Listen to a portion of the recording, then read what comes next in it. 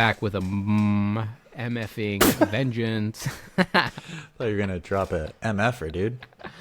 No, dude, this is a fucking... Whoops. Whoops. This is a family podcast. Oh, man. Sorry about that, folks. Hopefully that gets bleeped out. I feel like me and Ryan have been talking before recording for like 30 minutes. Like, we should probably hit record. We should probably start this. We've both been like, I don't know, what do you think it is? I think like we're both kind of like we've been procrastinating this podcast just because it's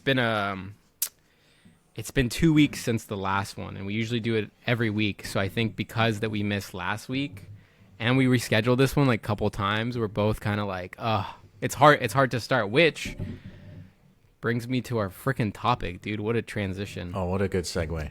Yeah, so this podcast is all about staying consistent when life gets messy, and this is like a great bridge like analogy, because when you miss workouts or you're not eating right for a little bit, it's so damn hard to get back on track.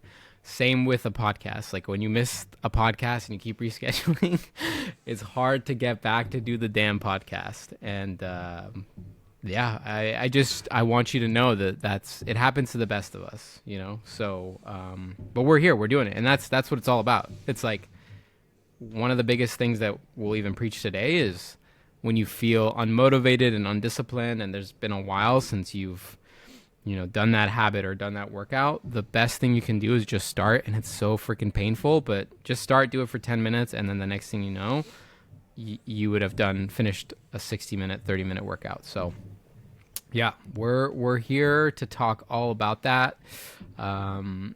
Just life is messy and life can be chaotic. So it's never going to be perfect. Fitness, nutrition will never be perfect. You're not going to be able to stay consistent and hit all of your targets and whatever you want to do every single week. So this podcast is going to help you mitigate that. We're going to help you come up with some protocols and some ways around it, right? Like sometimes it's not about being perfect. It's just about being consistent in the long term and getting it done. And that's the biggest thing. Like what we find is that you don't have to be 100% or 10 out of 10 every week. You just have to get there at least 70 to 80% of the time.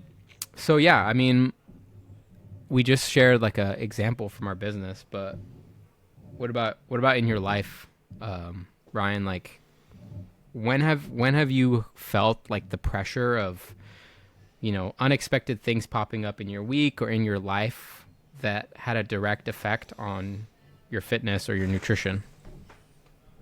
Probably just schedule wise. Something will come up on a Friday, or I have to drive up to San Francisco on Friday, and I usually work out on a Friday. That is probably the biggest thing with workouts. Or sometimes I just wake up and I'm super tired and I got terrible sleep and I'm like, oh, not going to work out this morning. So I'll try to fit in. I'll try to fit in where I can. So like the driving up to San Francisco, for example, I'll look at my schedule ahead of time. I know that I'm going to drive up on Friday. So I'm not going to work out that morning. So I just do the best that I can. Work out Monday through Thursday, for example. But yeah, that's what we're going to talk about today. How to stay consistent when life gets messy. Because here's the thing, you can't pause life. A lot of people think that they can just like, oh, now's the perfect time to start my fitness plan. I'm going to just pause life and I'm just going to go all in on fitness. Like, you can't pause life. Life is still going to happen. There's still going to be some stressors that come up. There's still going to be roadblocks that get in the way. And so like what you were saying, Milad, I think it's a good idea to define what we mean by consistency and how we define consistency. So a lot of people think, oh, consistency is 100% every single week within my fitness journey, within my 12-week fitness plan. Consistency means 100%. That's not how we view it. We view it as if you can get a B plus for 12 weeks straight, you're going to get really good results. So consistency is not perfection. One thing that we preach a lot in our coaching is flexibility. So flexible consistency. It's about doing something regularly, not perfectly. That's one thing that we'll say a lot of is practice consistency, not perfection. You know what I'm saying? Hell yeah. Hell yeah. Like, just be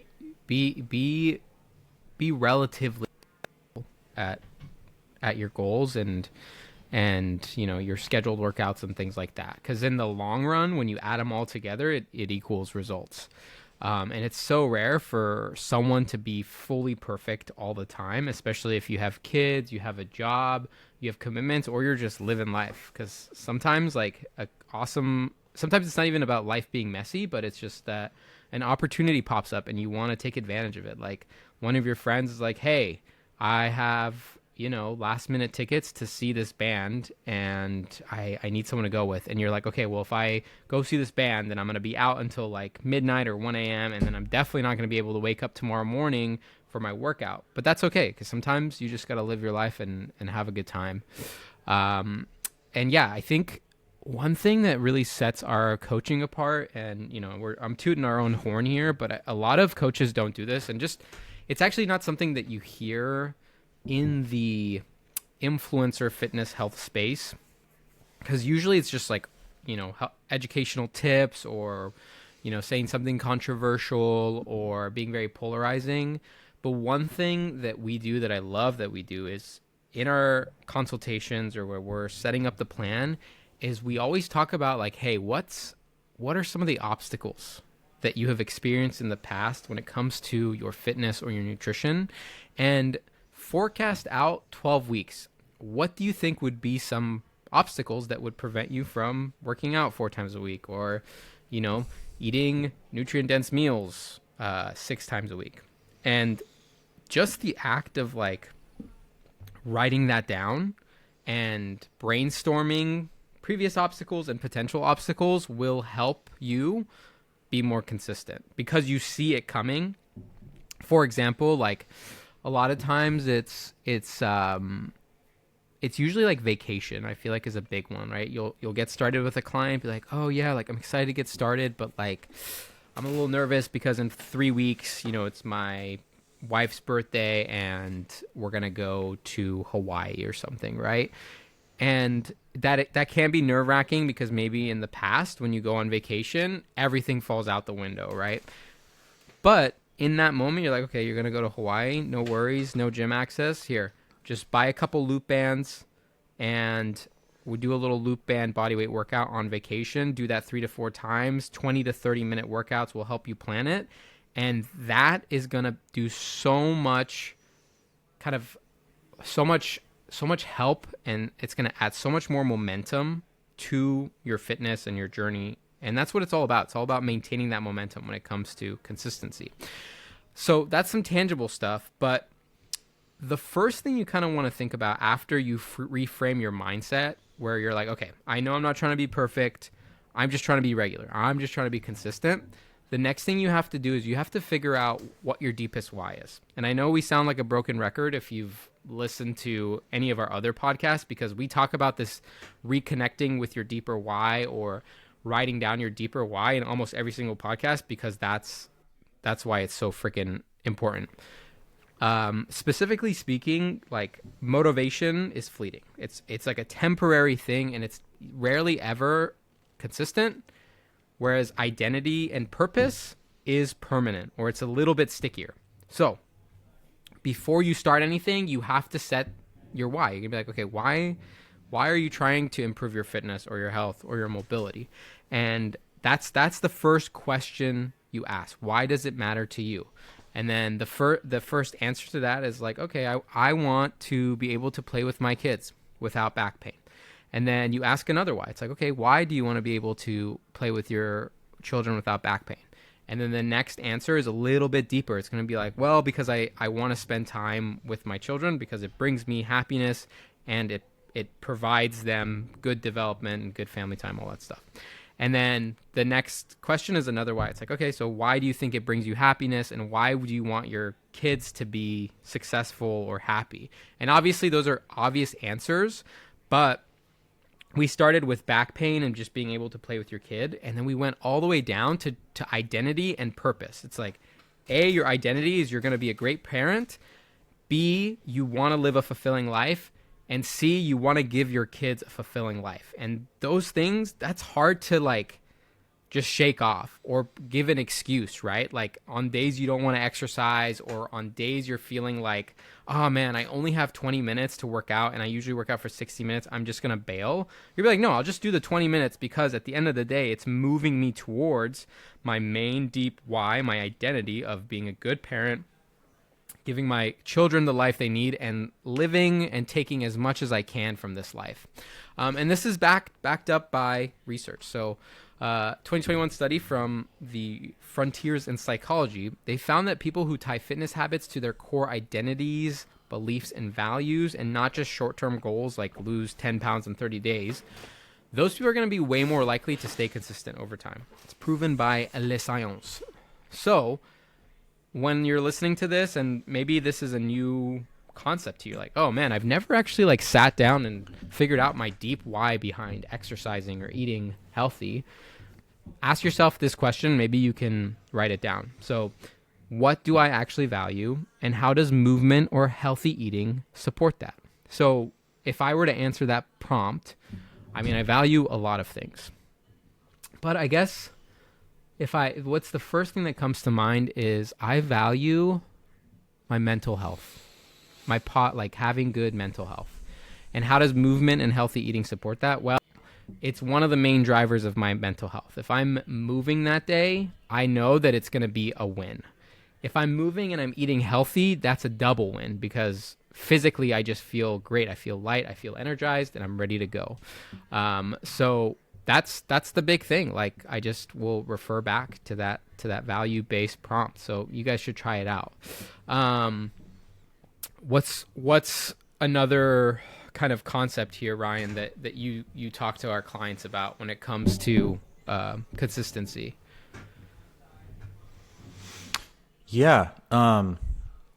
Before we go to that, I just want to reiterate the importance of really getting down to what your reason is, what your why is. I think that's such a good point.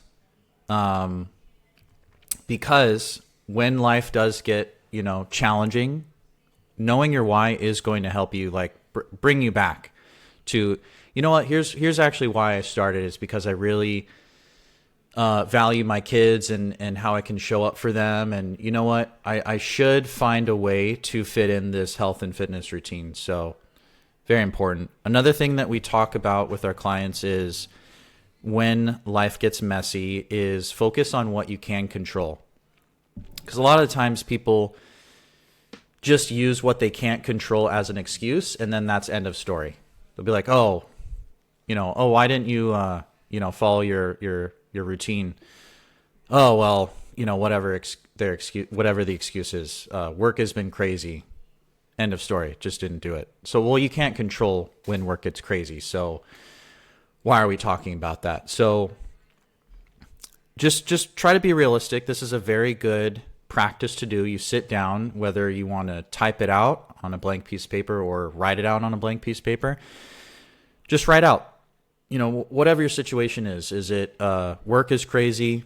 Is it a vacation? Like you said, write out write out what I can control and what I can't control. So what you can't control is the amount of work that you're doing with your job, because you got to pay the bills. So don't stress about it. It is what it is. But what can you control? You can control a ton of things. You control your mindset. So don't fall into that all or nothing trap. You can control somewhat of your calendar, your weekly calendar. So if just look at your calendar and you can say, okay, Monday is a crazy day, so I probably can't fit a workout in, but look at Tuesday. oh, I have like a 30-minute gap here or there. I have an hour gap, or I can wake up early in the morning on Tuesday. Cool. Fit that in. So I think is another good point too. There should be a third section of this. Somewhat control. You can somewhat control. What else can you control? A little bit of your environment. So you can pack your gym clothes, prep your meals, set yourself up to win, things like that. But that is another big tactic that we use. Just focus on what you can control. When life is going, 110, just don't worry about what you can't control. Focus on what you can control. And kind of like what you were saying too, planning and preparing is huge as well. So just plan and prepare. It goes along with the looking at your calendar. Just plan and prepare. So like what you were talking about, a vacation, look at your month, what's coming up. Okay, just plan and prepare and focus on what you can control. Yeah, that's super, super huge. And even going to the environment thing, like I actually talked about this on the stories today, or this week, I think it was yesterday. Yeah, so I've been running the same route Tuesdays and Thursdays for the past, it's got to be 3 months. And honestly, I was starting to kind of get a little bit, I was definitely unmotivated. I was like, man, I'm not liking these runs. I don't know what it is. I'm just not feeling it. I feel slow, and I'm not into this. So this Thursday, I was like, you know what? F it. I'm going to go run a route I usually don't run in a beautiful place. And then I'm going to cold plunge after in the ocean. And the reason I don't usually go to that route is because it takes a little longer to drive there. So it adds probably an additional 20 to 30 minutes to my trip. But when I went to the new place, I felt so much better. I ran faster. I was having fun. I was like, man, this is beautiful. I got my cold plunge in, and it made a world of the difference. So change your environment. That's another thing you have control over. Mm-hmm. And again, forecasting challenges. That's huge. And having some things in your pocket to modify when things do get inconsistent or messy. You're like, okay, so I'm a little bit bored of these workouts. That happens. What can I do to change it up? You can work out in a new place, or just create a new routine of something that excites you. Or even, we talk a lot of shit about Instagram influencers and people that do stupid exercises just to get people's attentions. Well, sometimes you see an exercise that actually looks fun and cool, add it into your routine. It's totally okay, So yeah, huge on focusing on what you can control. Mess around with those variables. It's going to really, really help. And then also just kind of be realistic when you're starting out. And this goes into the reject perfectionism, embrace moderation, reject all or nothing mindsets.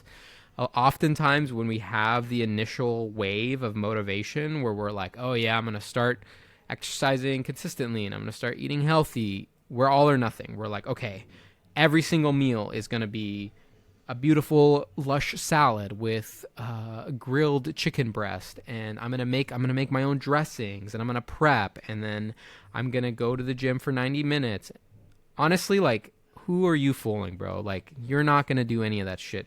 You might do it for a week, and then you're gonna stop. I've tried that, and it doesn't work. So be realistic. What you could do, if you're someone that falls into that trap, okay, write out your perfect week and then do 20% less than that. Just do yourself a favor and do 20% less than that. And I know, we talk about this all or nothing perfectionist mindset all the time. And it's funny because I always think to myself, yeah, I would never do that. I'm never a perfectionist, or I don't want to always go all in. But then I think about my running, right? So right now I'm marathon training, and I want to just jump into doing 35 to 40 miles a week and just really get after it. But I did 35 miles last week, and honestly, my knee started hurting. So I have to just dial it back. It's bro, it's the third week of marathon training. You don't need to be running that much. Just slow down. You have the time. Just be realistic. So be realistic, plan for the chaos, and then again, write out your perfect week, do 20% of that. If you do that 80%, 100% of the time, you will absolutely see your results. And that's something that not a lot of people talk about. But in your opinion, what are some of the things that like typically get in the way of people doing that 80% or staying consistent? Like, what do you hear from the clients there? Yeah, some examples of common stressors or things that get in the way, roadblocks that people talk about. One is just work gets crazy, something to do with work. So if you're working very long days and you're just like mentally drained, this is very common. And so when work stress is really high, you're less likely to, get your workouts in, meal prep, things like that, and eat healthy. So what you can do is, again, focus on what you can control. You can't control the amount of work that your boss has given you to do. What you can do is go for a walk. So take a walk break. If you can do that during calls. Yeah, we have a client that was telling me about that the other day. Like she's like, I don't know if my work was frowning upon that, but I took my call on a walk. You can do shorter workouts, like what we were talking about, the whole all or none mindset thing. So you can do just a 20-minute workout instead of a full 60.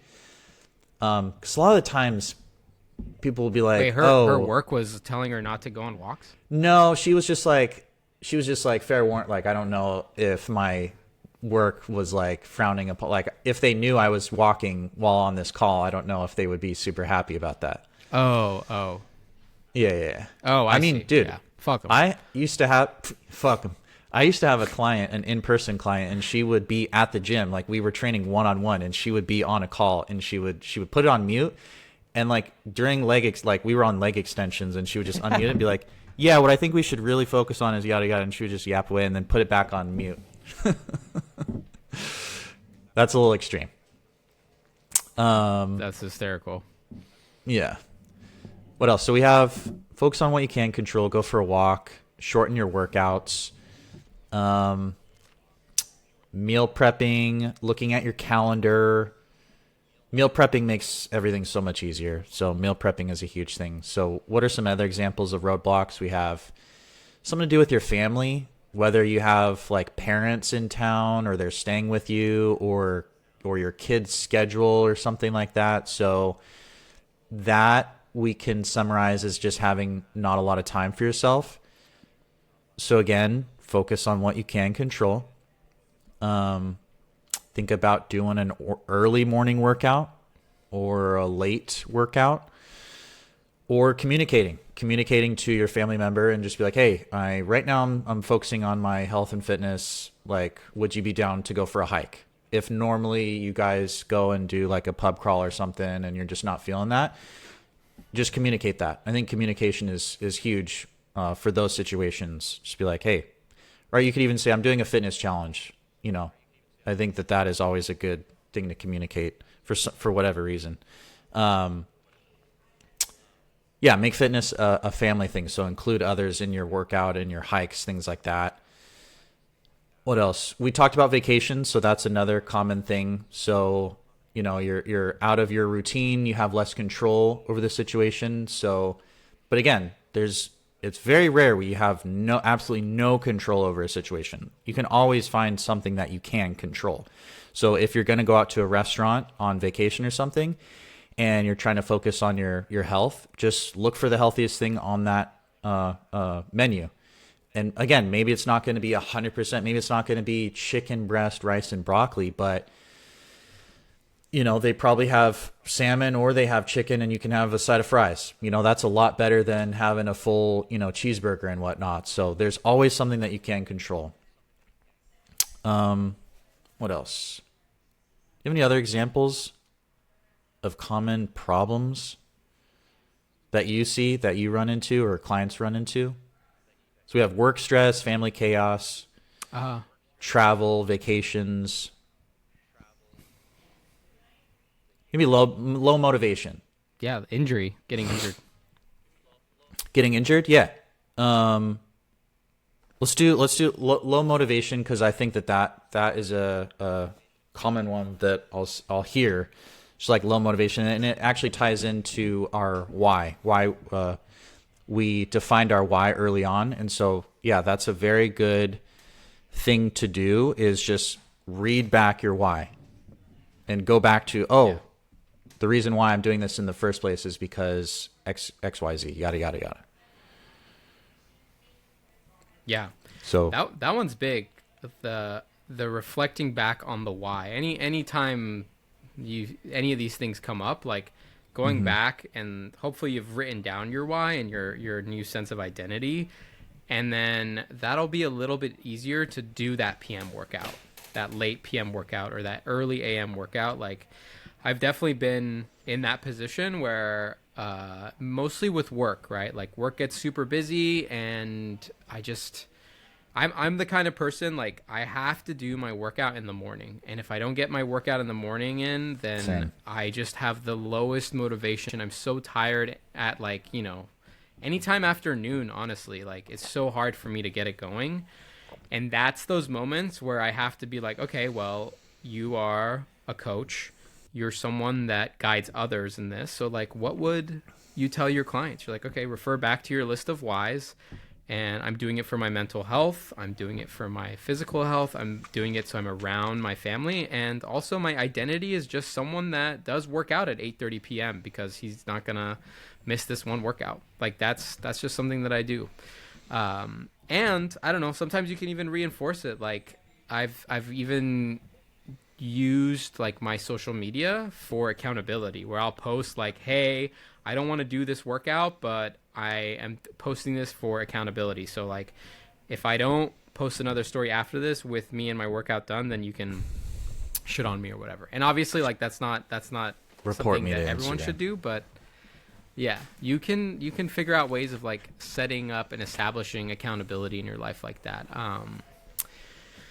But yeah, that's kind of like the biggest things, right? When it comes to the messiness of life. Wait, did we talk about injury? No. Oh, okay. So that's You another wanna- thing I feel yeah, like, get in there. yeah, when it comes to like fitness, there will be times where you're injured or things aren't feeling as good. And instead of just fully resting and not working out, you have to figure out ways to modify, right? So like if you have knee pain, we're just going to take away super knee flexion-y or like deep squats or lunges, and you can do hamstring curls, you can do a bunch of glutes, you can obviously always do upper body and core. So that's the biggest thing, right? Like if you're injured, 90% of the time you can modify and still work out. Unless it's like a really crazy injury, then you have to actually rest. But like those are like one in a million types of injuries, and they are usually like very traumatic and you need surgery or whatever, so that's okay. But general aches and pains, there's always a way to mitigate and modify. So that's the biggest thing when it comes to injury, is to be like, okay, I am going to figure out a way to continue moving, whether it be walking or doing like body parts or training body parts where they don't like overlap with the injured tissue. And that can be hard to do if you're just training on your own and you're not, an experienced coach or have any background in kinesiology. So always say like there's resources out there online, but honestly, like hire yourself a coach for a little bit. It's really going to help. And we all obviously like provide that type of coaching. So if you are dealing with some injuries that's getting in the way of being consistent, feel free to set up a free consultation call with us, because that's kind of like our bread and butter and something we focus on. But like, what's been your favorite strategy in your own life, Ryan, to like stay consistent? Like, what's the lowest hanging fruit or something that you always return to when you need to be consistent? Yeah, definitely remembering my why. It's just a staple in my life, being healthy and working out, because it's, I don't know, almost part of my identity at this point, because I think that just being healthy and being really consistent with all that stuff makes me a better person so that I can give back to others, like present my best self to others, like my wife and my friends and clients and stuff. 'Cause I would just, I wouldn't feel as good as I do if I just wasn't at least attempting to be my best self. So I think remembering my why is the biggest thing that keeps me like consistent. 1, 2, 3, and we're back. Okay, technical difficulties. But I was gonna say, basically my biggest thing when it comes to consistency, or what really helps me, is my habit tracker. Honestly, because sometimes I don't even have enough like cognitive bandwidth to think about my deeper why or get philosophical with it, and I just need something stupid and simple to be like, okay, if I do these 4 things, I'm moving in the right direction. And I have a habit tracker that's specifically for that. It's called, like, I forgot what it's called. I don't even know what the app Streaks, right? Streaks. Yeah, Streaks. Good, damn. Yeah. So for me, there's just like a couple of staple things, right? So it's movement at least 6 times a week, meditate, journal, make music, and learn something new, read/stretch. So that's all in one. So if I do those things at least 5 to 6 times a week, I am moving in the direction of my values and my identity.